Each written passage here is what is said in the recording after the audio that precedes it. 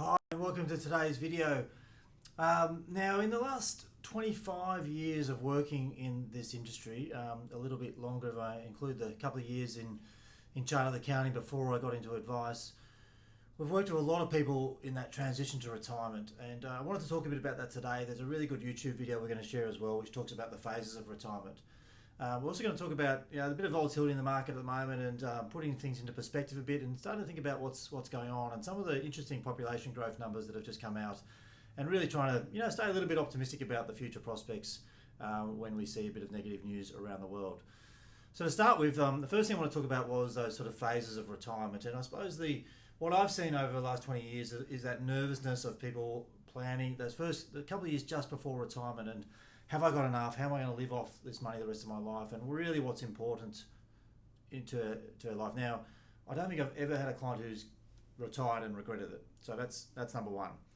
But there's obviously a lot of decisions to go in to make that step, to resign, to sell a business, to leave, and make that decision. It's pretty daunting, and we're sort of used to the world we've been living in, how much we've been spending, and that relativity of what's been going on. So it's a big part of what we work in and the space we work in is really those discussions around what's important to you now. What do you want to do? Hopefully, if you're 60, you're going to live, close to another 40 years. Some people say, no, I don't want to live to 100, but it's a long time to think about. And the reality is, back in the late 90s, 2000s, retirement was something that people sort of really thought, right, I might only have 10 years. But today, the reality is you could be retired for, it could be a third of your life.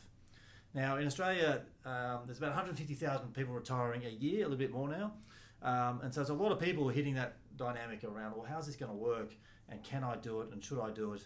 But when it comes down to what we want to have a conversations around is really what's important to you. What do you want to do the rest of your life? Work's really important to all of us. There's all sorts of, obviously, psychological benefits, monetary benefits, and mental benefits of being productive and working. But what does that look like? What does that transition look like? How can you still feel purpose? Can you do the things you want to do? How do you know you're going to be happy in that other side of life for the next, as I said, third of your life?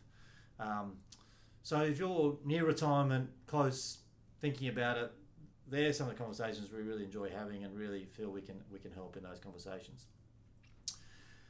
As part of that also, it starts to look at, then people get worried about markets, and we always look at it and say, we've got to take a long-term view. Now, right now, if we looked at the markets and we said everything looked a bit high, house prices, share markets have been high, but when we look at a rolling 10-year returns, there's very, very few 10-year periods ever where economies haven't grown over 10 years or markets haven't grown over 10 years. And right now, Australia is in a bit of a boom.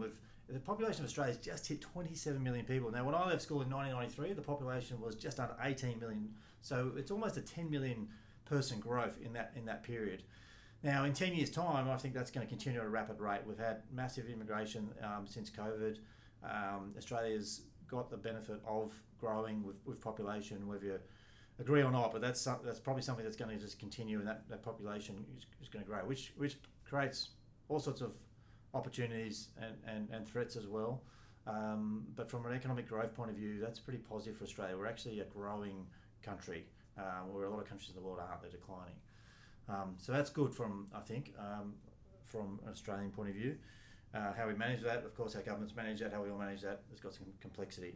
But when we think about the markets, again, when we look at Australian market has been one of the best performing share markets in the world in the last 100 years because we've evolved from an emerging little country into a highly developed country.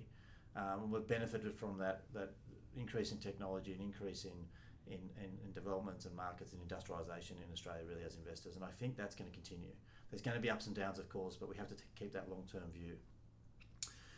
So we want to look at that in terms of how that affects retirement decisions as well, and also just some of these fundamentals around what's going on in Australia and the economic growth, how many people are retiring, how that impacts your super fund and investments, and how that population growth is going to impact asset prices going forward and investments going forward and investing in Australia and also globally.